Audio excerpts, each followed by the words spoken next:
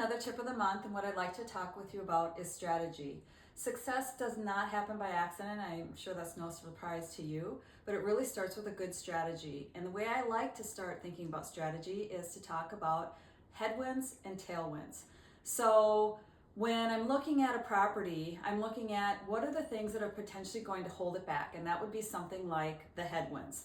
In the case of a seller, it could be that the home is outdated, and we're going to try to come up with strategies that are going to mitigate those headwinds in order to attract the most buyers. And in that case, it might be some low-cost improvements like changing the hardware, changing the mirrors, those kinds of things that don't cost a lot of money, potentially some accessory staging, that again draws in more buyers without spending a lot of money.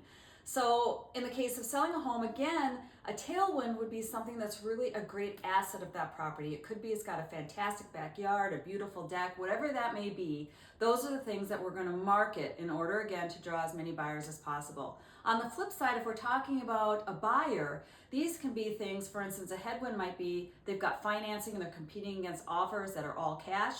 Those are the things that we're going to try to address to make their offer look like cash, even though it's not cash. And again, if it's the case of a tailwind, it could be that they're willing to do a fast close or something like that that really makes a difference in the eyes of the seller. And that's something that we try to find out in advance so we can write an offer that's as strong as possible to enable them to win.